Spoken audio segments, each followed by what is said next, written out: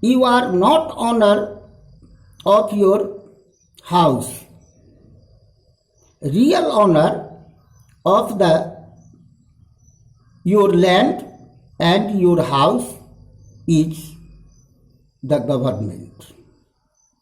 Dear students, when you will read or learn about the BT Act or Bihar Tenancy Act, then you will understand that how are we caretaker of the property, not the owner of the property. That's why in our constitution it has been said that wealth is generated socially and shared by society equally. It is called socialism. Government should regulate the ownership of land and industry to reduce socio-economic inequality. Next principle of our constitution is secularism.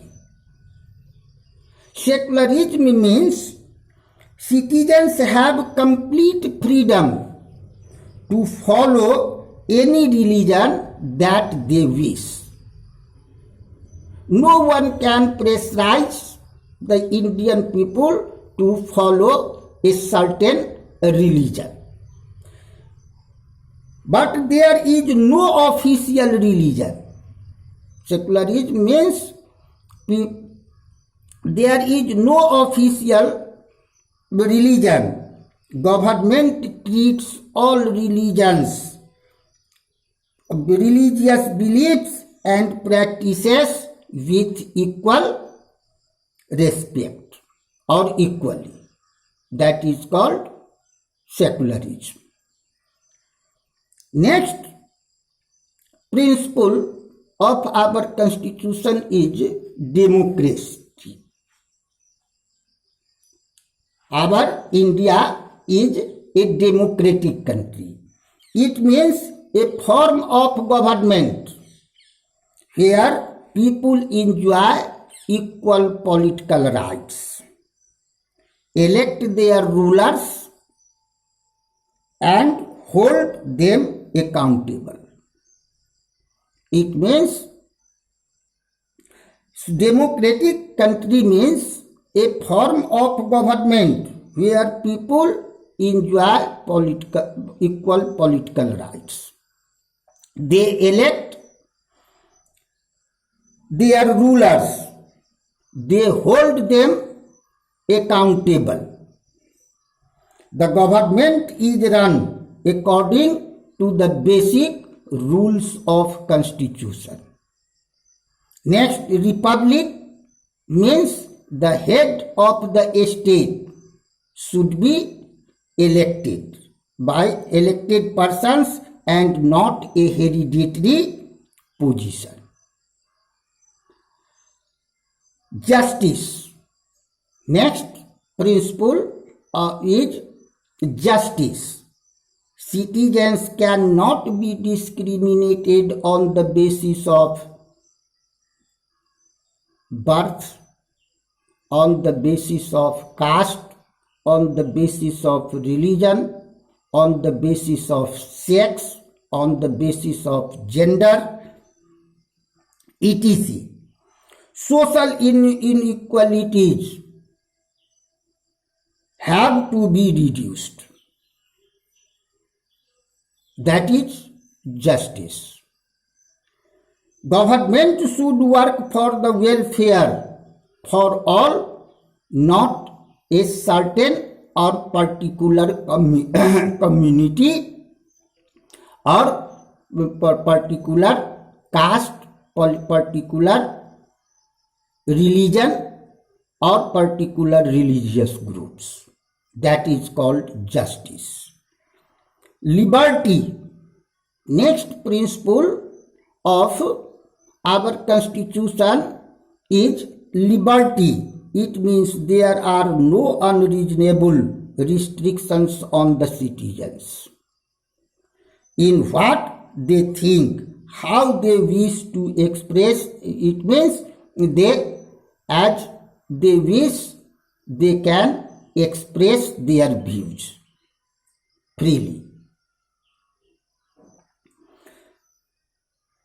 and follow their thoughts in action. And Indian people, our constitution says that Indian people can follow their thoughts in action also.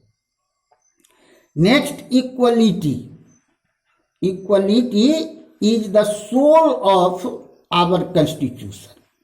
As we have seen that Mahatma Gandhi, who was a great leader of India,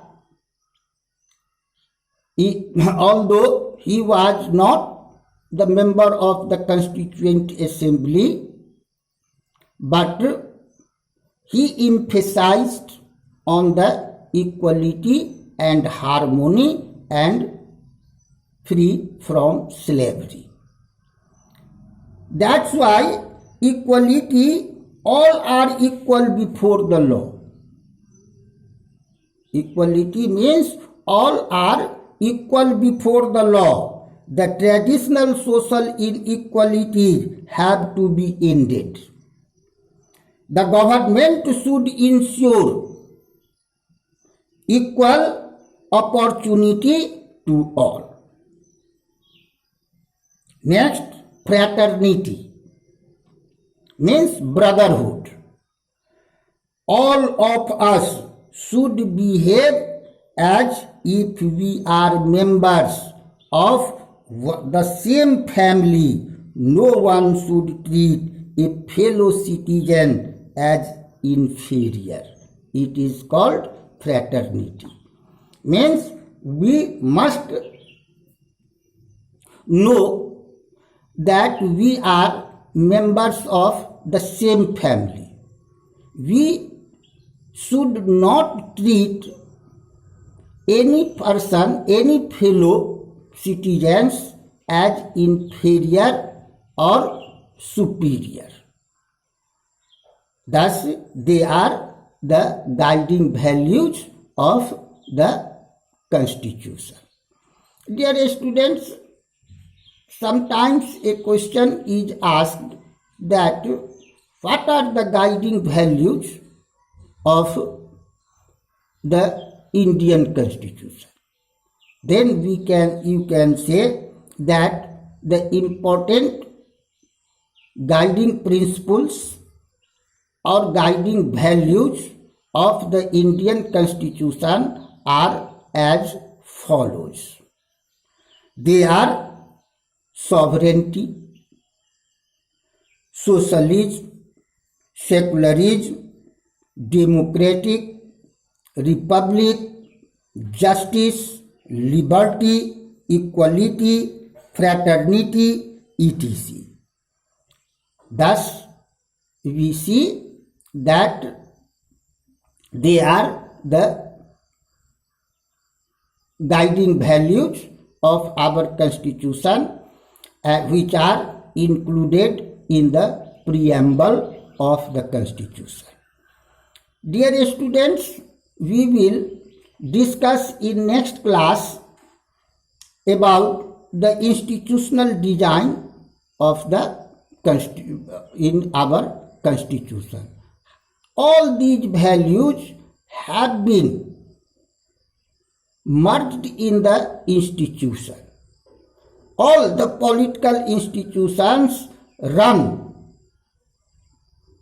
following these values, about which we will discuss in details in the next class. Thank you.